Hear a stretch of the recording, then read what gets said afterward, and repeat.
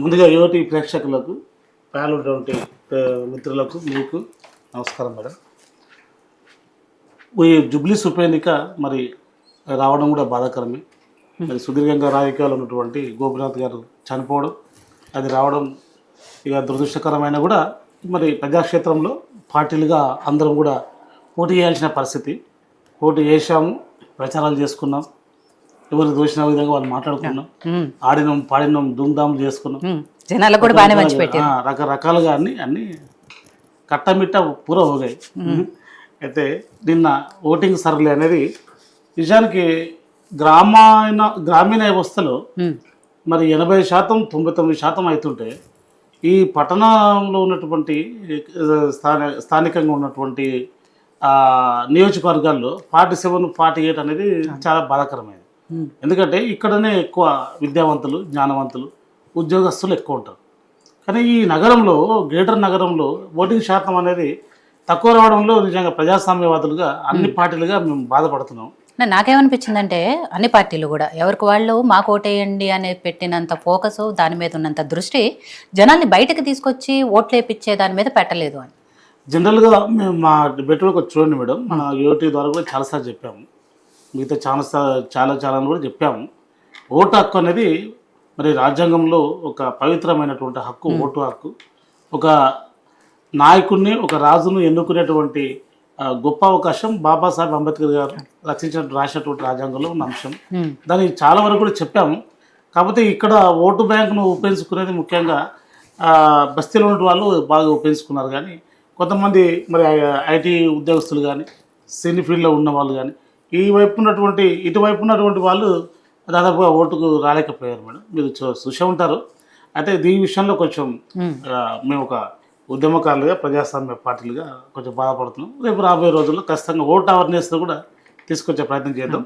అదొక అంశం. అయితే మరి ఎగ్జిట్స్ పోల్లు మొన్నటి వరకు కూడా కేకే ఛానల్స్ కానీ మరి మిగతా అన్ని కూడా బీఆర్ఎస్కి అనుకూలంగా ఉన్నాయి. ఉండని ఇప్పుడు ఎవరి ఆలోచన వాళ్ళది, ఎవరి సర్వే వాళ్ళది. కేకే సర్వే విషయం తీసుకుంటే ముందు ఎలక్షన్కి ముందు ఏదైతే సర్వే ఇచ్చారో ఇప్పటికే అదే స్టాండ్ మీద ఉన్నారు వాళ్ళు. ఇప్పటికీ కూడా బీఆర్ఎస్ పార్టీకే ఎడ్జ్ ఉంది అనేది. కేకే సర్వే వాళ్ళు గతం నుంచి కూడా ఒక పార్టీకి అడిక్ట్ అయి ఉన్నారు వాళ్ళు. గతంలో కూడా 2023 నవంబర్ ఎలక్షన్లో కూడా మాకు 92 వస్తాయని చెప్పింది. అప్పుడు తీరా చూస్తే 39 కూడా ఆగిపోయింది. మరి 2024 ఏప్రిల్ మేలో జరిగినటువంటి పార్లమెంట్ ఎన్నికలు కూడా 12 వస్తే బీఆర్ఎస్ కన్నారు. రాలేదు కదా, మా 0 వచ్చింది.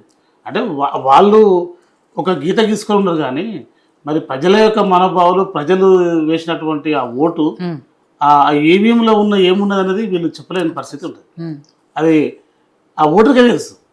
కొంతమంది 3 పార్టీలుగా 4 పార్టీలు పోయి అడిగినా మీకే ఓటేస్తూ ఉంటారు. ఎంత ఆనందంగా అంటే వాళ్ళు కనీసం ఓటర్లు ముఖం చూసి కూడా ఎక్కడ తడపడకుండా మీకే ఓటేసినాం. మేము పోయినా మీకే వేసినాం, బీఆర్ఎస్ పోయినా మీకే వేసినాం. పార్టీలో వాళ్ళకంటే జనాలు చాలా తెలియగలరు. అది చాలా తెలియదు మేడం. మామూలుగా కాదు, మళ్ళీ ముఖంలో కూడా ఎక్స్ప్రెషన్స్ కనిపించవు. అబ్బో అట్లా ఉంటుంది పరిస్థితి. కాబట్టి వాళ్ళు న్యాయ నిర్ణేతలు, జడ్జీలు వాళ్ళు. కాబట్టి అది మనం ఒక 24 hours అలా మనం వెయిట్ చేస్తే బయటపడుతుంది. ఉత్కంఠమైనటువంటి ఆలోచన ఉన్నది. మరి దాదాపుగా ఒక హుజురాబాదు, ఒక దుబ్బాక, ఒక మునుగోడు కన్నా ఎక్కువగా ఈ బై ఎలక్షన్ చాలా కనిపించాయి ఇక్కడ. మరి కాబట్టి మనం ముఖ్యంగా ఏదైతే ఇప్పుడు వస్తున్నటువంటి ఎగ్జిట్ పోలు, వచ్చినటువంటి ఇంత ముందుకు సర్వేలు అన్నిటి కూడా బీఆర్ఎస్ఏ ఉంది. అంటే అక్కడ ఏంటంటే సానుభూతి అనేది ఉంది. తర్వాత మాగంటి గోపినాథ్ గారి మీద ఉన్న అభిమానం కావచ్చు, మహిళ అని, వాళ్ళ భార్య అని కూడా కొన్ని అంశాలు. మరి బీఆర్ఎస్ పార్టీ క్యాడర్ మొత్తం బాబామర్ది వచ్చి ఇక ఇక్కడ మొత్తం ఇదైపోతుంది, అదైపోతుంది, ఇక హైదరాబాద్ వస్తుంది, అది చేస్తుంది, ఇది చేస్తుంది, రకరకాల అంశాలు. ఇక వాళ్ళు పాడిన పాటలు, ఆడిన ఆటలు కూడా చూసినా. కానీ చివరికి వచ్చేసరికి మీరు కూడా ముఖ్యమంత్రితో సహా ముఖ్యమంత్రి స్థాయి నుంచి చిన్న కార్యకర్త వరకు మొత్తం ఈడనే ఉన్నారు కదా, జూబ్లీహిల్స్లోనే ఉన్నారు. ఇది యుద్ధరంగం మేడం. ప్రజాక్షేత్రంలో ఇంకా నడాల్సి వస్తుంది. అక్కడ వాళ్ళు పాడితే మేము పాడాల్సి వస్తుంది, వాళ్ళు ఆడితే మేము ఆడాల్సి వస్తుంది, అన్ని అంశాల మీద. కాబట్టి ఇది ఒక యుద్ధరంగం. యుద్ధంలో మరి గెలవాల్సినటువంటి పరిస్థితి ఉంటుంది, కాబట్టి రావాల్సిన పరిస్థితి ఉంటుంది. చేయవలసిన పరిస్థితి ఉంటుంది. ప్రచారం అన్ని విధాలుగా ఉరిగా జరిగిపోయింది. కాబట్టి ఇప్పటికైనా మేము ఏమంటున్నాం అంటే ప్రజలు స్పష్టంగా కాంగ్రెస్ పార్టీ మీద మరి నవీన్ యాదవ్ మీద అభిమానంతో ఉన్నారు. ఎందుకంటే స్థానికుడు, బీసీ బిడ్డ, లోకల్ బిడ్డ ముఖ్యంగా మరి గత 14 సంవత్సరాల నుంచి కూడా మరి ఆయన యంగ్ ఇండియా ఫౌండేషన్ పెట్టి ఎంతోమందికి సేవ చేసుకుంటూ అందరికీ తలలో 4 వలె ఉన్నాడు. యువ నాయకుడు కాబట్టి ఆయన మీద ప్రేమ, అభిమానం, సానుభూతి ఉంది. అది మాకు స్పష్టంగా అనిపించింది. కాబట్టి ఆ దిశ వెళ్తున్నాం. ఇంకోటి ముఖ్యంగా ఏంటంటే రేపు గెలిచిన తర్వాత కూడా ఇప్పుడు ఎంత ఉత్సాహంతో ప్రచారంలో పాల్గొనము, మరి అంతకన్నా ఉత్సాహంతో మరి పని చేయాల్సి వస్తుంది. డెవలప్మెంట్ చేయాలి. చాలా బాకీ ఉన్నాయి. అక్కడ చేయాల్సినటువంటి చాలా ఉన్నాయి. రోడ్స్ అట్లా ఉన్నాయి, డ్రైనేజీలు అట్లే ఉన్నాయి. అసలు ఈ హైదరాబాద్ నగరంలో ఇంత చిన్న గల్లీలు ఉంటాయి. కారు కూడా పోలేని పరిస్థితి ఉంది. కొన్ని ఈ కార్మిక నగరు, బ్రహ్మశంకర్ నగర్ ఆ వీధుల్లో అసలు కారు పోలేని పరిస్థితి ఉంది.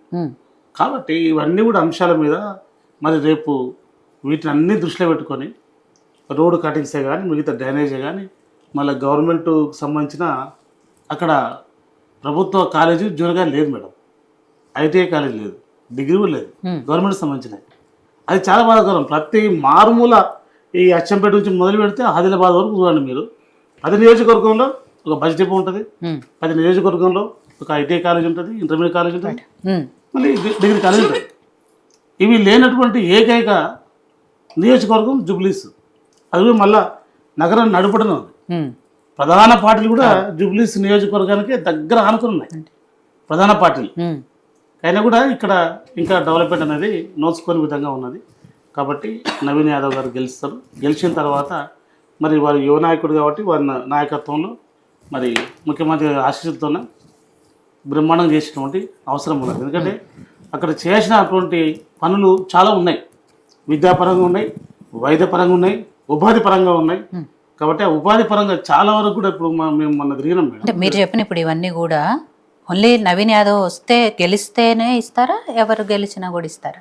అంటే ఎమ్మెల్యే గెలిస్తే ఆ ఎమ్మెల్యే మరి ముఖ్యమంత్రి గారితోనో, మరి ఆర్థిక శాఖ మంత్రితోనో, వివిధ శాఖల వార్తలు తీసుకోవాల్సినటువంటి అంశం ఉంటుంది. ఇప్పుడు ఏ ఎమ్మెల్యే గెలిచినా ఇతర పార్టీల ఎమ్మెల్యేనా మనం ఇస్తున్నాం కదా.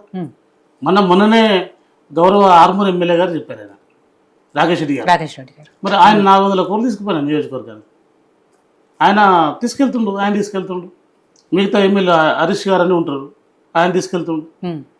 ఇలా అనేకం అంటే పార్టీలకు అతీతంగా డెవలప్మెంట్ కోసం ఇస్తున్న పరిస్థితి ఉన్నది.